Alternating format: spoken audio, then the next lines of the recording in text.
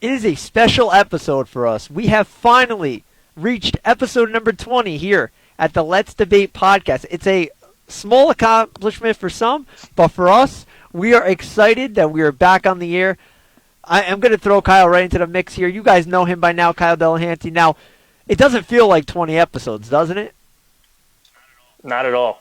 I feel like we just got started on this yesterday. Time has really flown by, but it's nice to get to 20. It's like a small little, like you said, accomplishment, but I would say a little milestone as well. Before you know it, we'll be at 40 episodes. So it's been a great ride so far. I'm looking forward to more. It's been fun for sure, and you guys started with us when we were talking about non-live sports topics. You know, we did the Jordan versus LeBron. We did the Brady versus Belichick. We were talking about any kind of sports we could think of, but now we have some live sports to talk about, and we're excited to get the ball rolling for episode number 20. We got a lot to talk about tonight, so let's just get right into it. You guys know everything about the social media. It's on the screen if you're listening on iTunes or Apple Podcasts, whatever it is. You can find our audio there. It's Let's Debate Podcast. Search up on Facebook, at Delahanty Media on Instagram, at Let's Debate Pod on Twitter. And if you search up Delahanty Media, you can find us on YouTube. Like I said earlier, we're available on all podcasting platforms. So if you're not watching live, you can hear the audio side of things throughout the week. Whenever you can catch up with our show, all the listens and all the feedback is definitely appreciated. Now, let's jump right into it, Kyle. Major League Baseball trade deadline was this past Monday. The New York Yankees, the Los Angeles Dodgers, the Red Sox, those are the teams you expect to be buyers in an open market. You know, it's just a common trend. But the real winners of the deadline weren't the brand names that we're so used to seeing. Yeah, and I feel like the reason for that is even though it's a trade deadline, the season just started, a few weeks back, probably about a month ago at this point. And I think all those teams are already in a nice position. I mean, at least for the Yankees and the Dodgers, arguably probably the favorites to win the World Series or at least get to the World Series this year. So I think both teams were okay with where they sit right now. The Yankees were quiet at the deadline last year as well. So it's kind of becoming a trend right now. We know the Yankees, if they were going to add anything, I feel probably a pitcher. I think they're kind of in need of one right now. Like things have been slowing down for them a bit. But the teams that were making moves, the teams that were kind of going all out, were teams you weren't expecting. And I know we're going to jump into that in a little bit. Absolutely. I'm going to pull up on the screen some of the notable trades that went down on the actual trade deadline day. We're going to talk about a lot of them here on this episode. Let's start off with Toronto getting Robbie Ray from the Diamondbacks. The Diamondbacks are a common trend here. You're going to see a couple of moves that they made. Robbie Ray hasn't had the year that he's typically known to have. 30 innings of work, 31 walks. It's really killed him this year. But for a Toronto team that's right in the mix, adding a guy like this, maybe you could get him back on track. That could help the Blue Jays, especially in this expanded playoff format. Yeah, Toronto, I didn't speak too highly of them a few episodes back when the season got started. I'm not a big fan of their team, but they have a nice young core. I think adding a guy like Robbie Ray is a nice piece. Obviously, he's not having a great year this year, but he is a former All-Star. You never know. When you're a former All-Star, you have that type of talent. You could bounce back in a split second. So when you're in Toronto's position, I think any type of talent is a help. And as for Arizona on the other side of that trade, they were big sellers, and I think they have every reason to be big sellers because they're pretty much in the cellar. So, yeah, and this is such a weird year too, and let's just touch on that because, shortened season, there's not really much time to evaluate. Let's remember, these teams were only around 30 games when the trade deadline hit, so you're halfway through your season.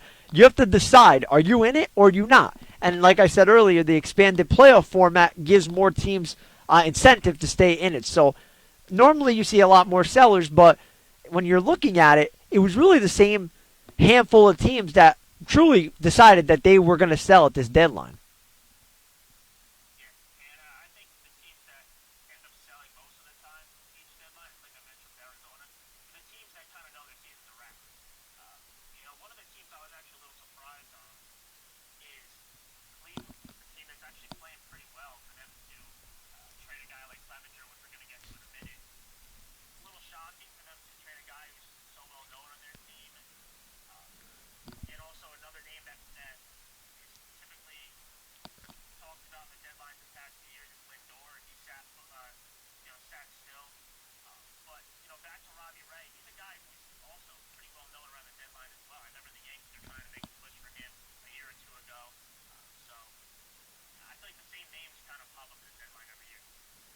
they do it. Now, Robbie Ray is going into his free agent year. He'll be a free agent at the end of the season. So it made sense for Arizona to get rid of him. Before we get into that Clevenger trade, because I think that's going to take up a lot of this discussion, the Diamondbacks made 2 more trades. They traded Archie Bradley, who was a starter, converted to a closer. He goes to the Cincinnati Reds. They get 2 players in return for him. And then the other move was a guy that, and both guys were in the Yankees' radar, is Starling Marte, who you can make the case was the best position player out there on the market. They get 2 pretty notable pitchers in Mejia and Smith, and then a third piece. So the Diamondbacks made a couple of moves, and they're looking toward the future. Yeah, there's no doubt about it. They're tanking. Marte is another really talented guy. I mean, but he's been moving around as well. And to me, when a player moves around a lot like that, there's something that he looks appealing as a guy that you want on your team, but there's got to be a few cons involved with that. Like, you're not moving around that much unless there's something wrong in the picture. It reminds me of a guy like Yasiel Puig as well. Like, the talent that he has, and last year for him to bounce around, I believe he's been on 2 other teams since being on the Dodgers.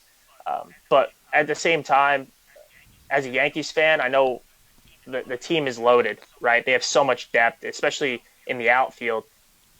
He was on the Yankees' radar. I didn't think that we were going to get him. I'm not upset that we didn't get him, but obviously the Marlins picked up a nice piece. Now, when I was thinking about this deadline, I would have loved to have seen the Yankees come away with both Marte and Bradley, and here's why. The Yankees desperately miss Tommy Kahnle. Like, that's evident. They're currently playing a game right now where Britton and Chapman didn't have it. So it's kind of that kind of situation. And with Giancarlo Stanton being nowhere near return and Aaron Judge looking even more toward the end of September, early October, the Yankees need an extra outfielder. Tauchman's been struggling. Gardner's been terrible.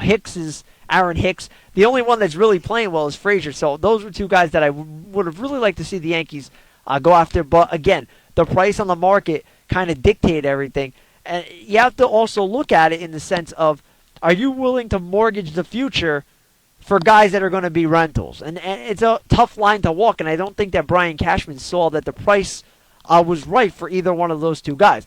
And then, when you're looking at it, and let's get into the Padres because they were the big winners of this trade deadline. They get Mike Clevenger. We all know the situation with Clevenger. Him and Zach Plesac go partying out in Chicago, and it became a big issue in Cleveland. The writing was on the wall that Clevenger was going to be on his way out. A very young, talented pitcher, only 29 years old, if I believe correctly there. But you have to be impressed with the Padres going all in for it, don't you? Yeah, and I know we talked earlier about them being shocking teams, but at the same time, I wasn't really shocked. I guess I should say I wasn't expecting it. But once I heard the news, I wasn't shocked by it. I think that's the correct way I should say it, because the Padres are playing well right now.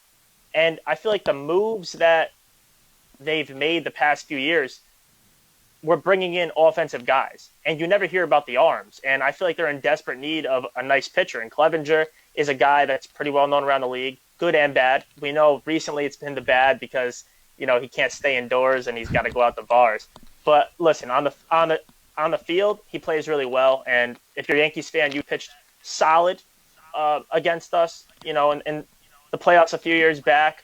I know they had a loaded rotation, Cleveland at that time. But listen, bringing in Clevenger was nice. And they also grabbed Mitch Moreland, who's a nice first baseman too. So they're adding a bat to their lineup as well. I think this is a rare case of having winners on both sides of the spectrum.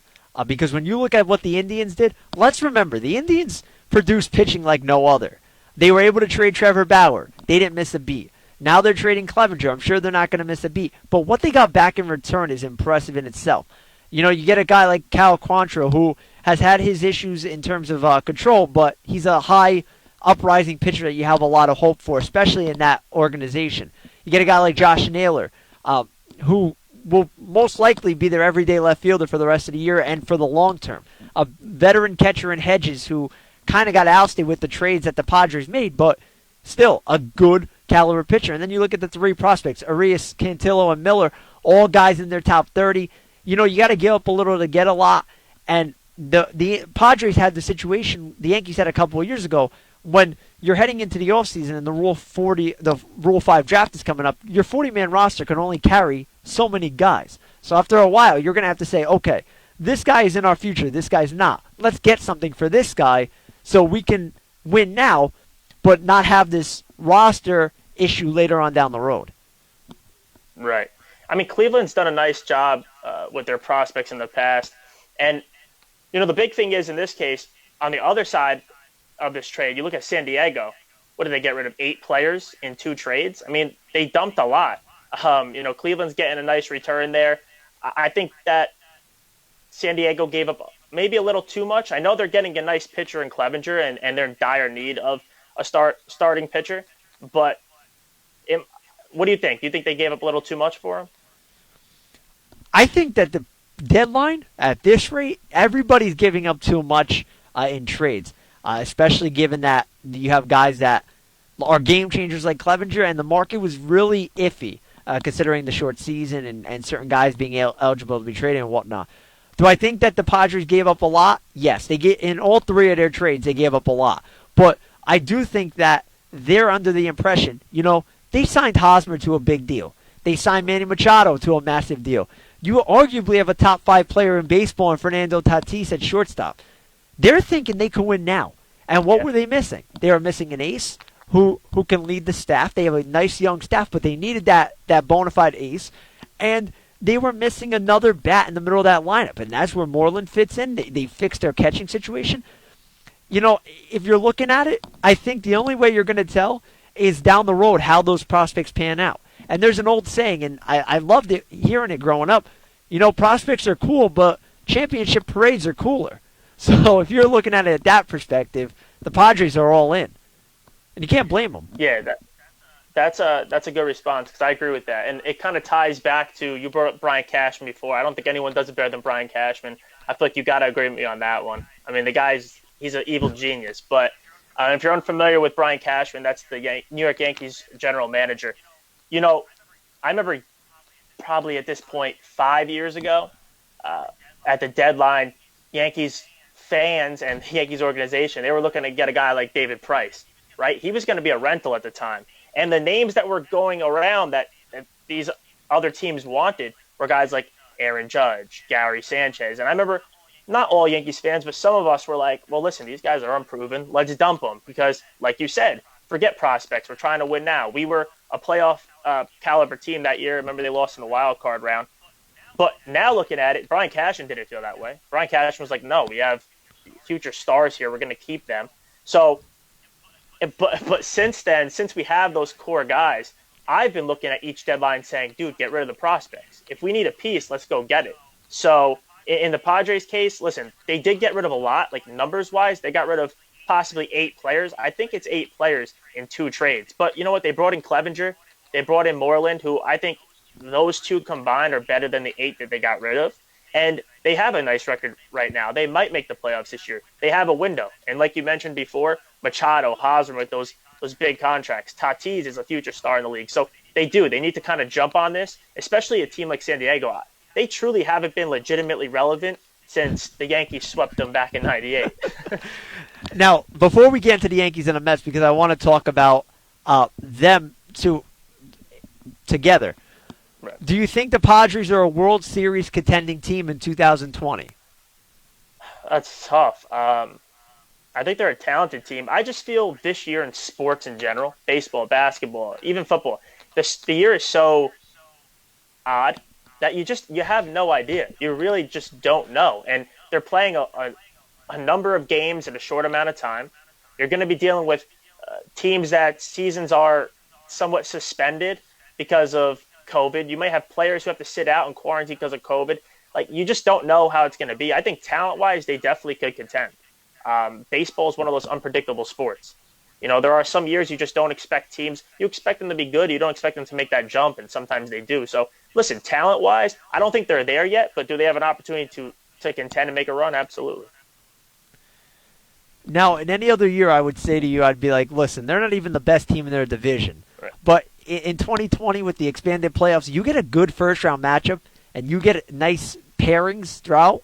anybody's got a chance. And now with the moves, I think that they only bolster their roster. They make it even more likely that they make a deep run. And if they get Kirby Yates back at some point this year, that helps solidify the bullpen. I could see them making a run. I don't know if they're a World Series team, but they're a team I'm definitely going to keep an eye on, because if you look at the top 3 or 4 teams in the National League, you got to consider them at least 2 or 3. Yeah, I don't think they're the best team in their division. You have LA, who's, I would say, the best team in the NL. But Chicago's playing well, Atlanta's playing well. But yeah, I think they're a playoff contender. I think they're going to compete. They already had the talent, I feel, but like you said, this is going to, I feel, kind of get them over the hump a little bit more. Now, let's jump into the Yankees and the Mets. Let's start with the Yankees because we already covered on them a little bit. They didn't make a trade, and Brian Cashman, and you said it great before about how the prospects kind of dictated past trade deadlines, and you brought up Price and some of the names that they asked for. But we're looking at a Yankee team that their window to win is now. And who knows how long that window is going to be, whether it's 2, whether it's 3 years. When you have that window, you got to win. And when you look at the rumors and everything, the Indians were asking for 2 of the following 3. They were asking for Clark Schmidt, Davy Garcia, who we saw pitch against the Mets, and or Clint Frazier. Would you be willing to give up any of those 2 for Mike Clevenger? That's tough. Look, Clark Schmidt was pitching really well going into this season. And I have a few friends who are fans of Clark Schmidt, and they always kind of, why isn't he getting his opportunity when you see some of these other pitchers kind of crapping out? So, but listen, Garcia pitched really well the other night. He impressed me, and he's a guy that they've been talking about for a while now. So maybe he gets his chance, and he already got his chance, we should say, but maybe he continues that. And as for Clint Frazier, I feel bad for the guy because he has so much talent, and I feel like he's kind of going to waste whenever he's kind of sent down. So I don't know. That's tough because Clevenger's a nice piece, but I just feel if I was going to take those 3 players you just named from the Yankees, I would package them up for something Clevenger. So I'm kind of okay that they didn't really jump the gun on that. And now here's something I want to throw at you too, and I want your opinion on it, and this is just how I feel about it. I think that teams were holding the Yankees to a higher price range, and that could just be me, but I just think that teams don't want the Yankees to rob them. They don't want it to be a situation where you give the Yankees a Clevenger and they give you nothing back and they go on to win the World Series, especially in the same league. But also, the Yankees farm system isn't what it was 3, 4, even 5 years ago. You don't have the likes of Aaron Judge. You don't have the likes of Gleyber Torres. You don't have Gary Sanchez as bad as he's been, but at the time he was a really good prospect. Now you're looking at these 2 young arms in Garcia and Schmidt, and you don't know what you're going to get from them. Like you said, Garcia looked really good the other night. You can make comparisons to Marcus Stroman. You can make comparisons to Pedro Martinez for all you want. But Schmidt hasn't thrown an inning in the bigs. And Garcia has only thrown 6 innings in the bigs. Or 7 innings in the bigs, correction. So how you don't really know what you're going to get. And Frazier seems to be the guy who they keep playing with his emotions and playing with him. And Gardner's on his way out. Tauchman's struggling. You mean to tell me Frazier's not an everyday outfielder at the big league level the way he's been playing since he got called up? That's what I'm saying. If you're gonna get rid of Frazier, I want something more than Clevenger.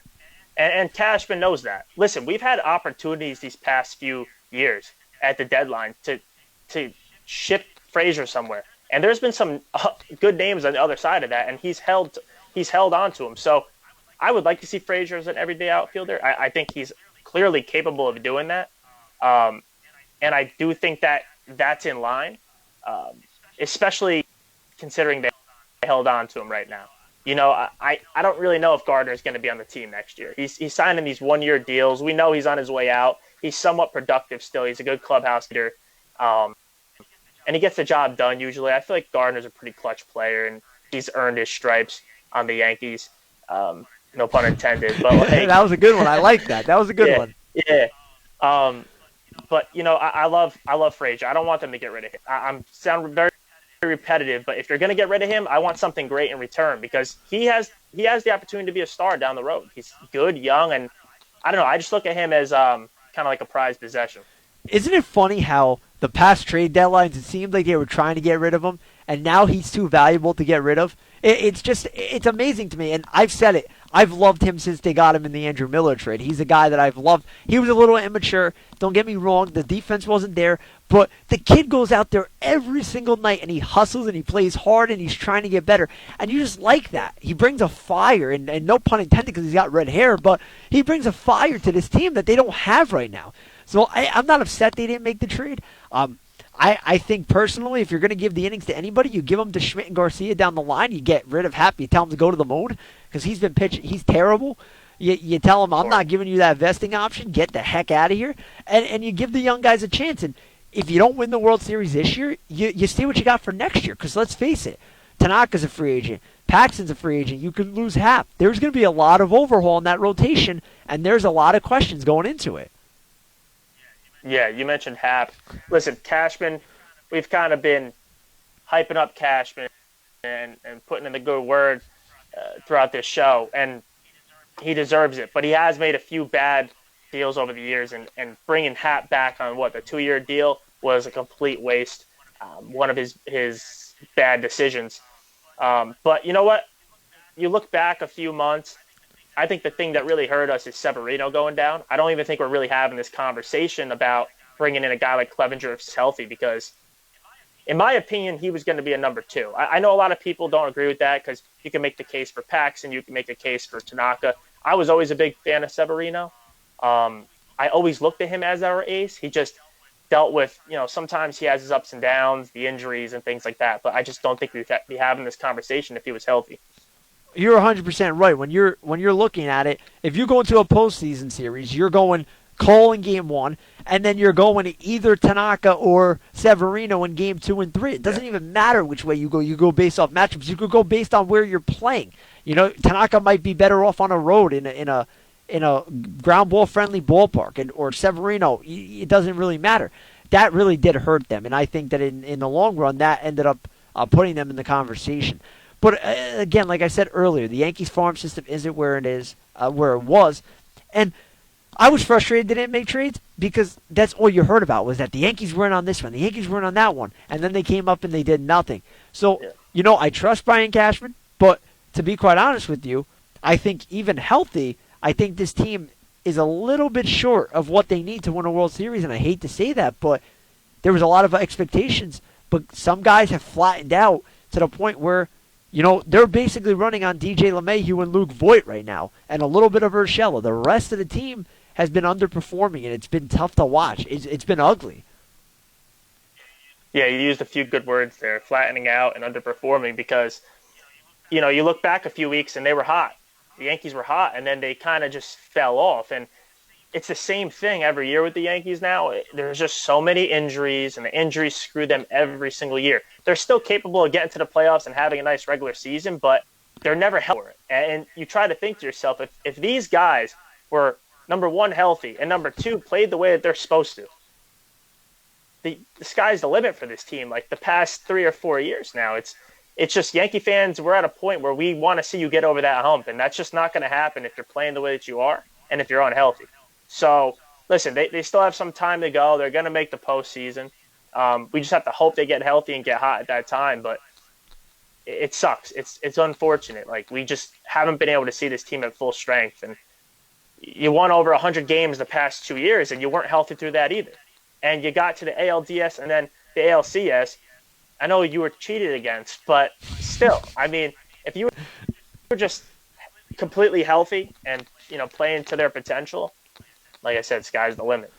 And think about it. The lineup you're seeing today is nothing like we expected to see. You expected Aaron Judge in right. You expected Giancarlo Stanton as your DH. You expected LeMahieu full-time at second. Gleyber Torres at short. And you're being substituted. We had a week and a half where you saw Jordy Mercer, Tyler Wade, no offense to my sister who's probably watching and loves Tyler Wade, and Tyro Estrada in the middle infield. Brett Gardner's hitting under 200. Aaron Hicks is terrible. Gary Sanchez under 200. It's not the same team, and it's frustrating because, like you said, the sky is the limit with them.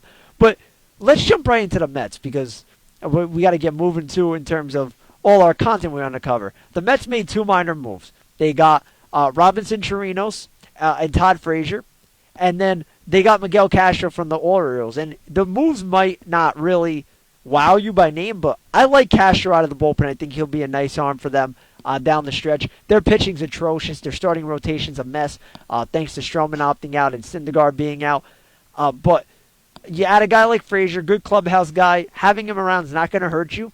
And then you bring in Chirinos. We see how bad Wilson Ramos is behind the plate. So they needed to bring in somebody who can give them a little bit more defensively. So I like what the Mets did. They didn't overspend. I don't think with the new ownership coming in, their idea or goal was to overspend. So you got to give them credit for what they did. But I don't see them as a serious contender right now based on how their pitching looks. Yeah.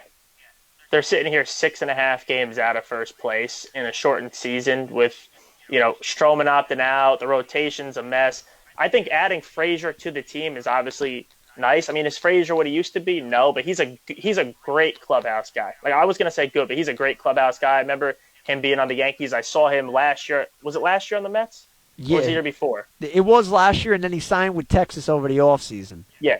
So I remember watching him on the Mets, great clubhouse guy. So he's a nice piece. I don't think he's necessarily going to make a huge difference. I think they're in too big of a hole right now. I don't think – you mentioned Yankees fans were in a situation where we didn't expect them to be where they are. I don't think Mets fans expected this either. I think when you looked at their roster, I'm talking before this pandemic, there was some optimism there. Like, fans are very optimistic. They like the rotation. I think they had some nice bats in the lineup, so they're just in a unfortunate situation right now. They made a few moves. Like I said, I like the Frazier move to an extent, but it's not looking too good for the Mets fans right now.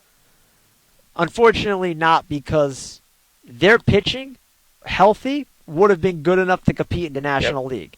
You look at, if you have DeGrom, you have Syndergaard, you have Stroman, you throw in a Steven Matz. I know he's not been great, but as a 4, you throw him in the mix. That's good enough to win games, and that's good enough in a shortened season to carry you. So it's unfortunate for the Mets. But before we move on to the NBA playoffs, give me your winner of the trade deadline, and if you have one, give me a loser. Ooh, winner, I got to go Padres. I think they brought in the best players that you possibly could. They brought in a pitcher, which they were in dire need of. Moreland adds to your lineup. And they're trying to make a playoff push for the first time in a while. So I got to say they're the winners. Losers, that's tough. I'm going to go Arizona. And I don't want to say they're the losers, but because I think they made the moves which they should. You might as well get rid of those guys while you could. You're already in a hole, but they are losers, so we're just gonna continue on that trend. I'm gonna give you a weird winner and a weird loser. Okay, my winner is the Miami Marlins. Why? They went out and they bought and they went for the best position player on the market. They, for the first time in God knows how long, they were in it. They didn't sell. They made a couple of swift moves here and there. I like what they did. I like that they're in it. I like that they're trying to be competitive. My loser is Oakland. I think they need to add another arm. They added Mike Minor, but he's more of a bullpen arm to me. I would have loved to have seen them get Lance Lynn. I think the Rangers should have sold high on him. But I do like the Tommy La Stella trade. The St. Joe's guy goes there. He mashes righties. He'll fit right in at second base for them when they get back from their issue with COVID as a team. But as a whole, I think they need another pitcher, and I don't think Minor's going to be the answer. So I would say they're a loser in terms of their positioning and what they could have been if they would have added one of those top guys. Yeah, you mentioned La Stella. I know we wanted to talk about him. We almost forgot for a second, or at least I almost forgot. But listen, that's a nice move for La Stella. He went from the worst team in the division to the best team in the division. He's going to possibly be a starter. You think he's going to be a starter. And on top of that, not a big move for him. He's going from L.A. to Oakland. So for his personal life, just pack your bags and you head over to the next city pretty much. I like the move for him. From what I was told, he loves the move. He's excited for it. And what the A's are saying is he's going to be their everyday second baseman, get a couple of days at DH to mix and match with Tony Kemp and whatnot, and then maybe even play first. He played a little first with the Angels. I like the situation better for Tommy. I really do. The Angels are in that situation where they're not ready to win. They're just happy with whatever Mike Trout and Anthony Rendon do and Ohtani, but they're not ready to win. And when you're in a free agent year, it's important for you to showcase yourself and how better to do that than in the postseason. So best of luck to him as he goes to Oakland and, like you said, packs a bag and stays on the West Coast. Now, Yep. I know me and you want to talk about this. We talked about it a lot before the show. The NBA playoffs. Is there any particular series or matchup you want to start off with? Because there's so many to talk about. Well, if we're going to talk about matchups that wrapped up, I think both the Nuggets and the Jazz series was great. I actually was watching that Game 7 and how that game ended. I kind of expected that, though. To me, they're just such evenly matched teams, and you can go back and watch previous episodes. I said that during our talks about them. They just remind me so much of each other. And another good series was Houston and OKC, which wrapped up last night. I didn't get a chance to see all the outcome, but Nick, prior to this show, sent me a quick video of the last possession of that game, which was an absolute joke. But as for the series that are currently going on and the series that are about to start, I think we have a bunch of good matchups. I'm pretty shocked right now that Miami's up 2-0 on Milwaukee. If you asked me prior to the series, I would have said maybe tied 1-1, but or tied up at 1, I should say. So impressed by Miami. They're playing great just this entire year. I think, in my opinion, they're arguably the most improved team in the league. I mean, they're really playing great. Boston up 2-0 on Toronto. I'm a little shocked by that. I'm excited to see LeBron back in action with the Lakers, and I think we're going to have a good series with the Clippers and the Nuggets. Now, let's just go back to the previous series because I want to touch on them a little bit. You said you watched Utah and Denver a little more closely than I did. I watched Game 7, a very low-scoring game, but those teams, that was fantastic to watch. Do you think that was the best overall series from the first-round matchups? Yeah, I think so. It went 7, and I just think those two teams match up really well with each other, and you saw young talents like Jamal Murray and Donovan Mitchell really showcase them. And you could just tell they have a bright future in the league. Let's have a nice team. I think a lot of people are favoring the Clippers, but I think Nuggets are going to give them a run for their money. I don't know if they advance, but I feel like the series could be closer than people think.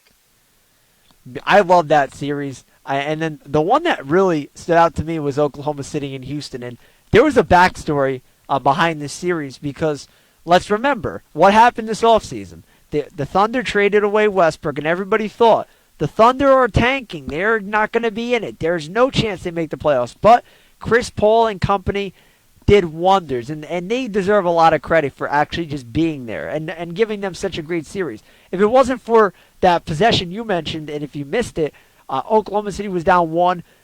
Dort gets hit with a pass at the three-point line. He goes to shoot, and James Harden, for the first time in his life, plays defense, blocks the shot. And then instead of turning around and shooting, and I don't know if Dort knew how much room he had, he turned around and he tried to hit Harden with the balls for it to go out of bounds. And it didn't work well.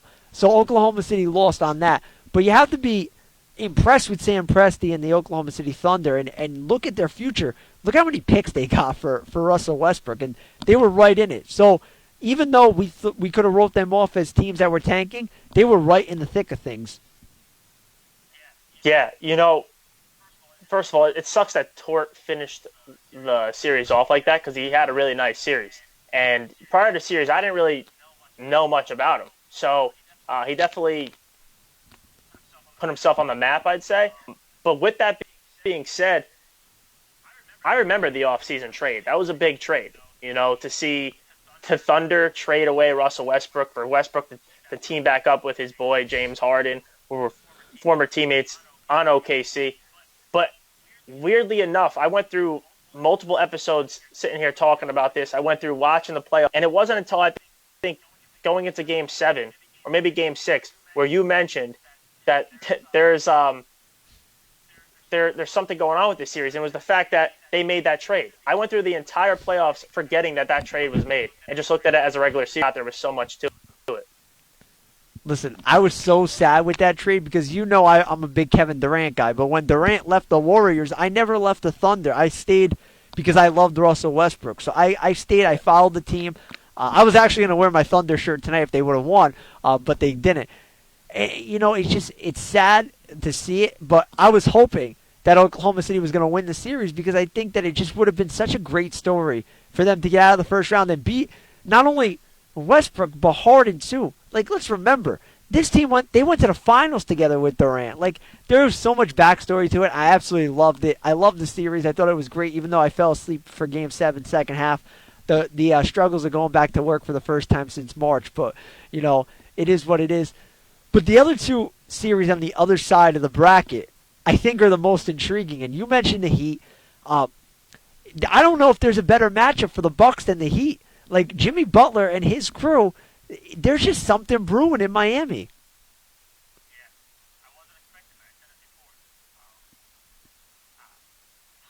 I don't even know how to explain a lot about Jimmy Butler. I think it was last episode when we were kind of dissecting the Sixers firing their coach and how they got rid of Jimmy Butler, and people talked about here's the problem. No, listen, Jimmy Butler's a smart guy. It's Miami. He said that's a winning organization. They have the right culture. They have a ton of young guys who they're hungry and they want to win, and they're showing that. And what's coming from this series isn't just Miami kind of being put back on the map and being taken seriously, but already the rumors are swirling. Where's Giannis going to go? Like, is he going to stay in Milwaukee? Because they're like playing great in the regular season. Then they get to the postseason. They're just really not the same team. And I'm not sure if he's a free agent coming up this year or his contract's running out. And there's a lot of rumors going around. He's going to max out on a contract. One of the teams they were mentioning was actually Miami, which would be interesting. It's kind of like the Durant thing. I know Miami didn't win the championship, but you're going to jump on the team that knocked you out. I don't know. I don't know if you watched ESPN at all. Did you happen to hear Richard Jefferson's comments? I believe, I don't know how many comments he made, but one of them I'm pretty sure was that Giannis is a Pippen and he's looking for his Jordan. Yeah, I saw that. That, first and foremost, I just want to make this very clear. Twitter and social media is a very toxic place right now. It really is. It's toxic. Like, you can't go on and look at anything positive. There's nothing positive in the sports world going on social media. So if you're looking for a feel-good story, you're not going to get one on social media. Just don't waste your time. But Jefferson made the comment about him being a Pippen. First and foremost, he can't even shine Scottie Pippen's shoes. They're two different players. But in the same token, Pippen made a very good comment. He said, I wasn't a back-to-back MVP. Like, he thinks Giannis is going to win it this year, so he'll be back-to-back. He goes, I'm Scottie. He's Giannis. We're two different players, and I like that. I thought that was a nice touch. But he's right. Like, maybe Giannis isn't a Jordan. Maybe he's not that type of caliber player. Maybe he needs to go somewhere else to win. Maybe he's not built to lead a team. These are questions that are going to happen and are going to occur, especially if the Bucks get ousted here. Because, let's face it, everybody expected them to be in the finals. Nobody expected them to have trouble getting there. Yeah. I didn't really agree with Richard Jefferson's comments either. I don't look at Giannis at all as a Scottie Pippen or that type of player. Or I know he's probably trying to say that he's more of a Robin. He's not a Batman. He can't carry the team. I get that. But also even the style of play, they're nothing alike. So I don't really know where he was going. I do think Giannis could be a number one player. I know Milwaukee has a nice team. Maybe he needs a little bit more help. I don't think that's going to be able to happen in Milwaukee at enough market. So that's a big decision he's going to have to make. Do you want to remain loyal to Milwaukee and try to bring a championship there and kind of build with the players they have? Or do you want to jump ship and go to another team that maybe has a bigger market and can bring in some guys, maybe a Miami? I mean, imagine Miami grabbing Giannis. They're automatically the number one seed. I mean, I don't know if they get a number one seed, but they're definitely the favorites out of the East next year if Giannis jumps on a already playoff contending team. And look at the blueprint that's been set for somebody like Giannis, right? You're looking at it, and you made a good point. Maybe Milwaukee can't supply the help that he needs. But look at past history. Durant couldn't win on his own or in OKC. Small market team. What happened? He goes to a bigger market. LeBron, say what you want. He went back to Cleveland and won a championship. I'm not downplaying that. But in order to win one, what did LeBron do? LeBron went to Miami, a bigger market. He found better talent to play with. Kawhi, he was in Toronto. They won a championship. Did Kawhi stay? No. Why? Toronto cannot afford to have that kind of help that Kawhi knew he needed. Where did he end up going? He goes to L.A. So, you know what? The blueprint's there. The way the NBA is there. And you can't really blame him if he leaves, but in the same token, it kind of does take away from ultimately a legacy he's trying to build, because if he wins one in Milwaukee, it's a lot more, It's impressive. a lot better for his resume than, say, going to a Miami and winning with a team that's already built. Yeah, no doubt. I mean, it adds to his legacy. That would be an impressive feat. Now, my question for you is, who do you see advancing from this semifinals round?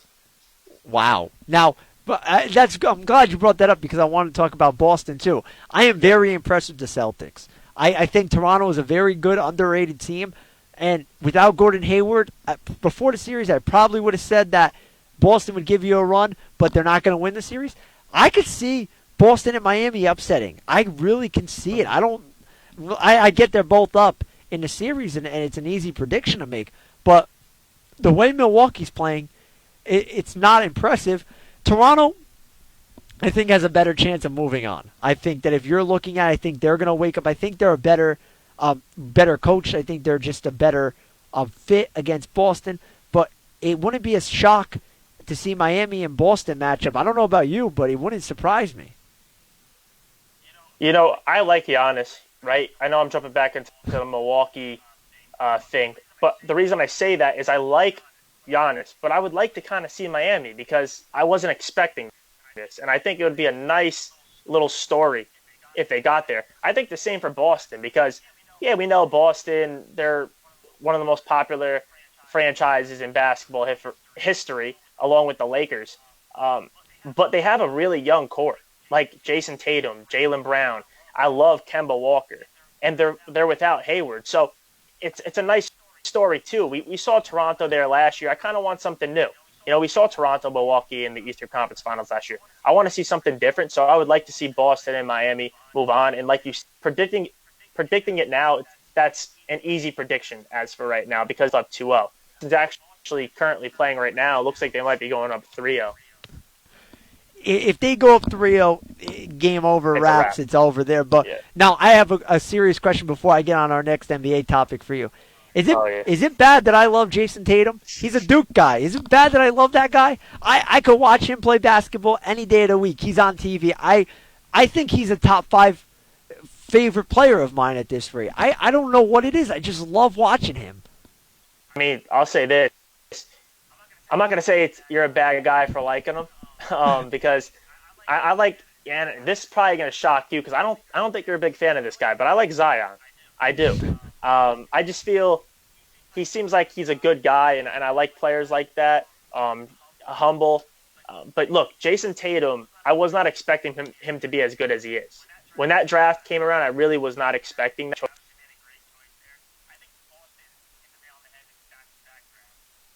2016, and then Jason Tatum, number 3, in 2017. So they're doing a nice job there. He's the guy on the team that they're building around. I mean, he's going to be big time. And at this young of an age, pretty much carrying Boston right now to get to the finals. I don't care if it's shortened season or not. That's big. That's really big for his his resume. That is huge, and I love him. I'm not a big Zion guy. I like him personally. I don't have a problem with him that way, but I just think that he's a little overrated, a little overhyped, and I think that the hype just gets me annoyed. It's kind of like LeBron. It's the same way. Like, you know when LeBron goes to the bathroom. I don't think we need to know when LeBron goes to the bathroom. I just don't.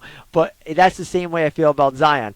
But my final topic on the NBA that I want to talk to you about, and our buddy Sean Marks did us a favor knowing we had a show tonight.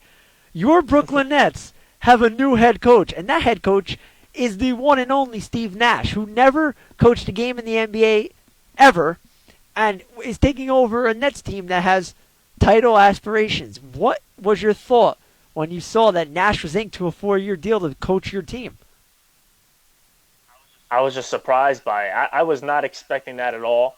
But you know what?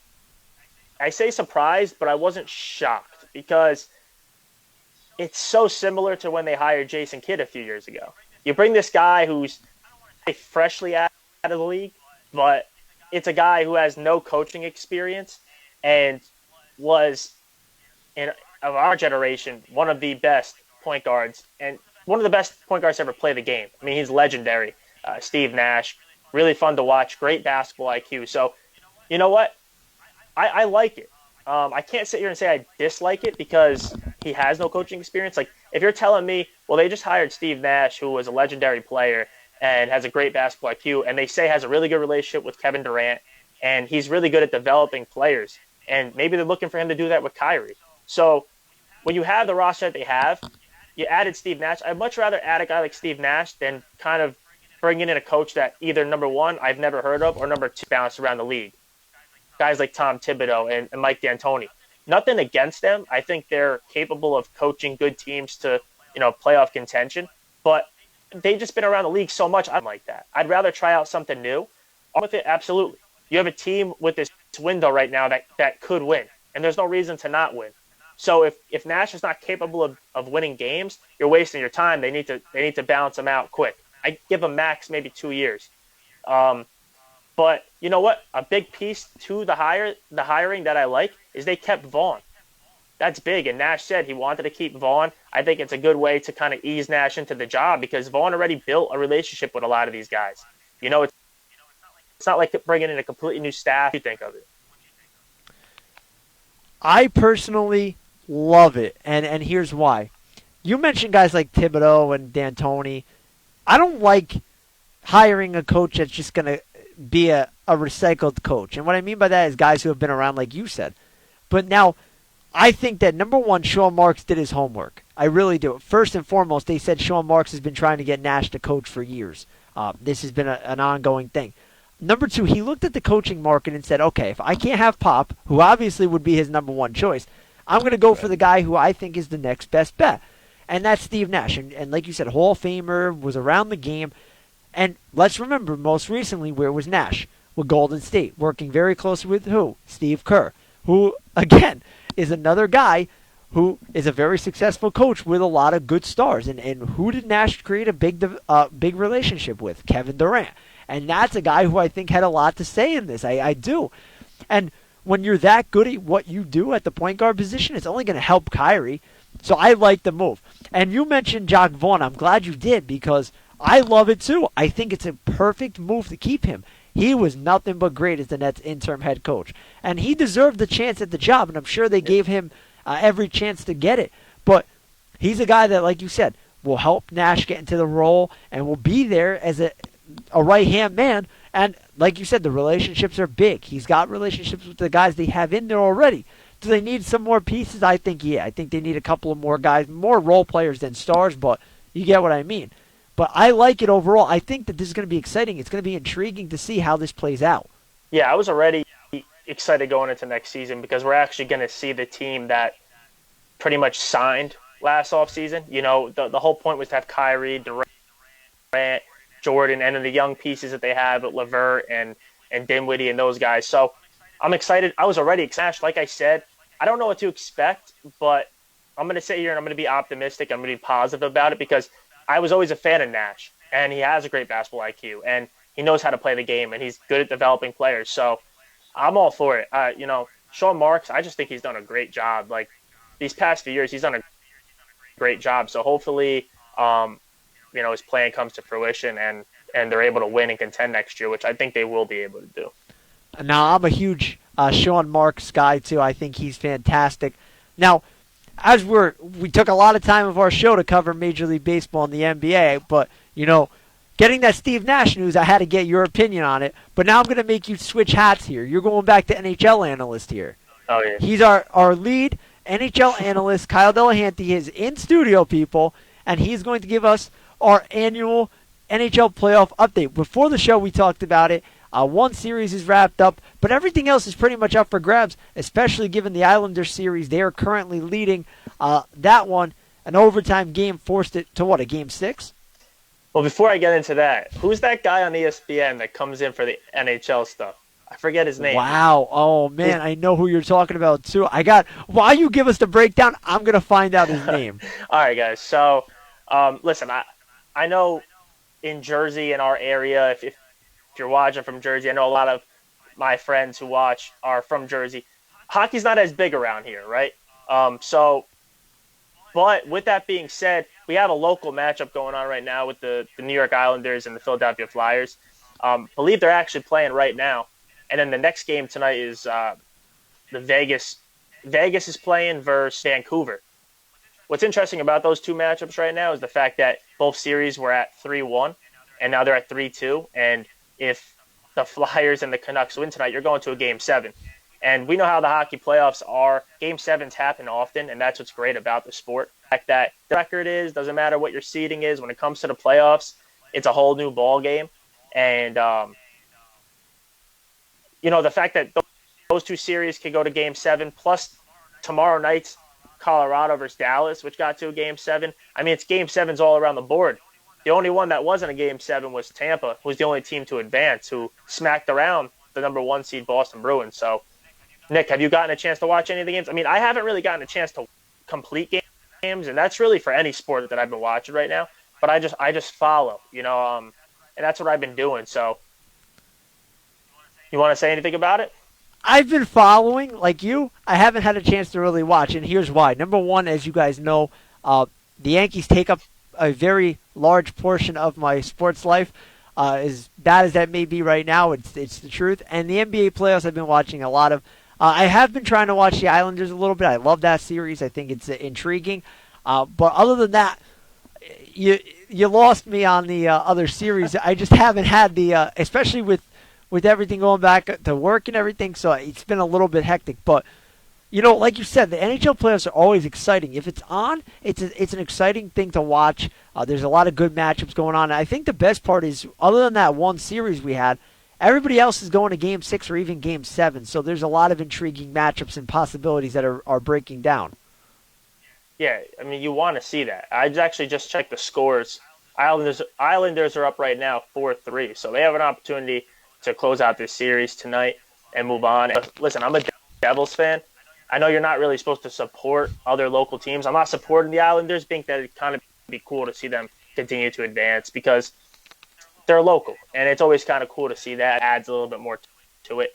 I've been saying each episode, if you've been listening to the NHL part of it, I've been rooting for Dallas. I'm not a Dallas fan. I just like one of the players on their team, so I would like to see them advance tomorrow night. But listen, at the end of the day, I want to see good hockey. I want to see competitive series, and that's what it's all about.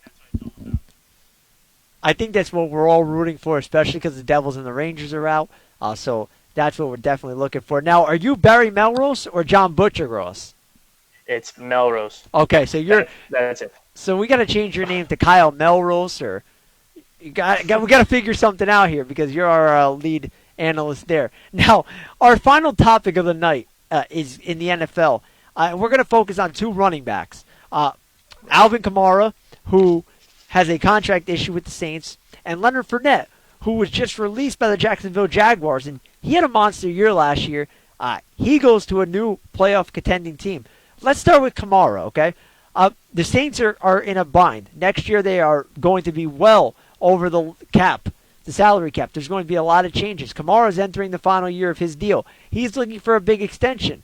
There's a lot of rumors that there's a contract being hashed out now, but there are also some speculation that the Saints may be willing to trade their star running back. Yeah, there's a number of different reasons for the situation right now that Alvin Kamara is in. And listen, he's a big time talent. I mean, he really put himself out there a few years ago. We know it's the fantasy sports first off the board. So the rumors are swirling around right now, actually, about whether Kamara is going to be the guy to get paid, or they might trade him away and actually pay Taysom Hill. So if that's an actual, think about that scenario. What would you do as the Saints GM there? What's the right move? Wait, I'm picking between Kamara and Taysom Hill? Yeah, who are you paying and not necessarily getting rid of? I mean, listen, you're going to probably have to get rid of Kamara. I don't know if there's anywhere, but if you had to choose between the two, who are you paying big money to? Oh, I'm packing Hill's bags for him. I like him as a player, but I think he's a backup quarterback. A backup quarterback and a gadget wizard. You can find them anywhere. They're not that hard to find. The guys that can play multiple spots. Kamara's a different breed. I love watching him. Listen, he could probably, if he went on the market right now, you'd probably have 11 to 12 teams that need a running back that would definitely offer something valuable for him. We're closing in on the season. Teams are starting to get their roster set, but you got to look at a guy like Kamara and say, if you're picking between him and Hill, I don't know how you can make the case for Hill. Yeah, I can't either. I would pack his bags, and then or like I'll call the car service or something like that. But listen, I've never really been a big fan of Taysom Hill. I think to me he reminds you a lot of Tim Tebow, who I love. I love Tim Tebow, but when it comes to paying this person money in the NFL, listen, Tebow wasn't the guy you should be paying. I don't think Taysom Hill is either. I think Hill's had a little bit of a better career than Tebow did. But the point I'm trying to make is Timmy Tebow was St. Timothy in Gainesville, and they treat Taysom Hill like St. Taysom in New Orleans. They need to kind of get a grip on that. That topic shouldn't even be discussed. I mean, Alvin Kamara deserves to be paid a lot more than Taysom Hill, but it could be because of the cap space and the issues. I don't know what kind of player he is in the locker room. He could cause problems. We don't really know. We don't know. Some teams don't necessarily go out there and players. So overall, I don't see them trading him. I know that they said they were going to be active in trade talks, but ultimately I see Kamara staying put. And I think we're really late in the process now. You can kind of make a case differently about that because we're about to jump into Fournette, and that was really late off-season move, and he's already on a new team. So it could happen. So now two things here I got to ask you. Number one, if we're following the same trend of Taysom Hill and Tim Tebow, does that mean that Hill's going to get traded to the Jets, and the Jets are going to ruin his career? Well, yeah, if he gets traded to the Jets, he's on special teams, and he's helping block for the punter. That's kind of how it goes. You go from quarterback to making a name for yourself. You might have a career to block, maybe getting the ball as a fullback. I mean, that's. And then number two, if you had to make a prediction right now, Alvin Kamara gets an extension in New Orleans, or do they play it out and he goes elsewhere in the offseason? That's tough. I think they might play it out. The only reason I think they might play it out is Kamara didn't have as good a year last year as he has done in the past. And I think a reason for that is because Mark Ingram wasn't there. And I think Ingram being there kind of took some pressure off Kamara. They were able to kind of switch in and out between those two guys. And Kamara was used more as a guy who kind of dump the ball up, doing things of that nature. So I think they might wait it out. I mean, I can see them extending him for sure because he might just do a complete holdout. But I think they're going to wait it out and see if he's really worth spending that money or if they feel they could do what they're doing. The point I'm trying to make is maybe he's a system player, and maybe they don't want to throw so much money at him when they're a team that is so close to winning a Super Bowl. They keep choking the playoffs, or they keep kind of getting the bad end of the stick, I'll say. They're a few pieces away, and I think for them to throw money at a guy who might be good because of the system could hurt them in the long run. You make a very valuable point there about the possible system player. But before I get into my bold prediction here, did you draft Alvin Kamara in any fantasy league? Just to give me a yes or no. I actually have not done my drafts yet. My drafts are coming up in the next few days, so I've been, studying, we'll say, and doing some mocks. But I'll say this, and hopefully, I hope these people are watching, but I hope they're not listening to me right now when I say this. But if Kamara's on the board and I'm there, it's hard to pass on a guy like that. You just got to hope that that if he's going to run into a situation that isn't friendly to a fantasy football owner, you better hope he gets traded instead of holding out. That's my bold prediction. That's why I was going to warn you. If you didn't have your draft yet, don't take Alvin Kamara unless he signs an extension, because my bold prediction is if he doesn't get his extension, he's going to sit out. Why? Because he doesn't want to get overused. Because what happens? You have a running back that is good, and on the final year of his deal, and what are these teams going to do? They're going to run him into the ground because they know they're going to let him go, and they're not going to pay him. So for a guy like Kamara, if he doesn't get his money, I think personally he holds out. Could be a bold prediction, could be a shot in the dark here, but it's a prediction that I could definitely see happening. Now, let's jump into Leonard Fournette really quick. signs with Tampa Bay after being released by Jacksonville. What was your first initial reaction to that signing? And also, do you think that this move makes Tampa even more of a Super Bowl contender, or what does this move do for them? So my initial thought was, here we go again for a Tom Brady-led team. I mean, they're stacked. I mean, they have, on paper, they're stacked. We got to see how they play together. I mean, we've seen a lot of teams in football. We've seen a lot of teams in sports who, on paper, look like dream teams, and then they don't really look that way on the field. But they have a really nice roster, and they have a good coach. They have a good defensive coordinator, and they have all the pieces that you'd want. I think Fournette has the opportunity to do really well there. I was shocked to see Fournette released. I really was. I left and right and trades and all that. I don't really know which direction they're entirely going in. I know you're trying to tank, but like how much? You know, when is enough enough? You know, like. But overall, listen, I think it's tough. I can't say if Tampa's ahead of New Orleans yet, because New Orleans is one of the better teams in the league. And they have, Tampa's new into this, but a few weeks into the season, I might be able to tell. What do you think? I like the move. I don't know how he fits the offense, and here's why. I think that they're going to keep Ronald Jones as the starting running back. I don't know how they're going to mix and match. I think that if you're looking at it, you're thinking Rob Gronkowski is the guy that was in New England. He's not. You're looking at Fournette, who's a guy that you don't know how he's going to fit into the scheme. So I think there's a lot of questions. And a 40-plus-year-old Tom Brady, you don't know what to expect. Now, I have a trivia question for you as we kind of wrap things up tonight. And this is kind of a shot in the dark here. Now, Leonard Fournette, we all know, was the 4th overall pick in the 2017 NFL Draft. Can you name the highest drafted running back that Tom Brady has played with in his career? Wow.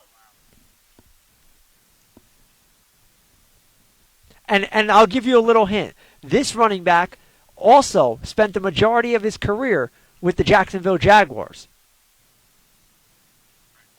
Fred Taylor, 9th overall pick in the 98 draft. Very good. He played 2 years with the Patriots in 2009 and 2010. So you passed your test tonight. Well, the hint gave it to me. The name I was actually thinking first, and the reason I say this is because I think he's one of the bigger names at the running back position that Brady's played with. I don't know where he got drafted or if he got drafted at all, but I was going to say Corey Dillon for that 1 year back in 2004 when they repeated and completed the dynasty. Fred Taylor kind of in mind because he wasn't really a factor in New England, right? Like, we know he did damage in Jacksonville. By the time he went to New England, it's just like, oh, I remember him, one of those. Absolutely. He was at the back end of his career. Yeah. But very good job. You get a gold star on our 20th episode. Now, give me your final thoughts for tonight's show. I know we covered a lot. It was a jam-packed hour-plus show for us tonight, but give us your final thoughts. Yeah, there was a lot to talk about. This is one of my favorite episodes because I feel like the topics were nice to talk about. I think the football topic we just covered, that's some big news. Like the Fournette trade was big. Basketball and hockey are kind of getting down to the nitty-gritty now. We have a lot of good series going on. They're progressing throughout the playoffs, or progressing through the playoffs, I should say. And I thought the Steve Nash thing was big today. That definitely added to our show. And as a Nets fan, that's even bigger news for me. So overall, listen, I had a good time. I always enjoy talking sports with you. I say that every week. I'm really repetitive. But what was your take on tonight?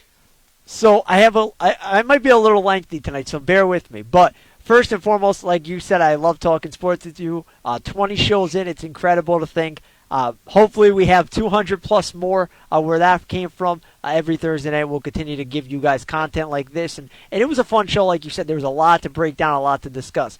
One thing that we always talk about, and it's our website with Delahanty Media and whatnot, we talk about our store and how you can support our brand.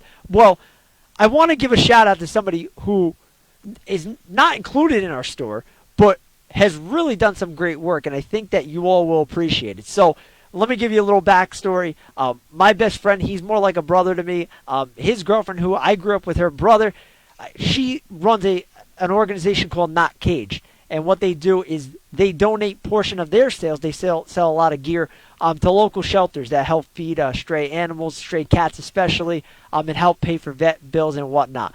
But along with this, her name is Nancy. She does great side work as well. And she ended up making, and I got to get Kyle one of these.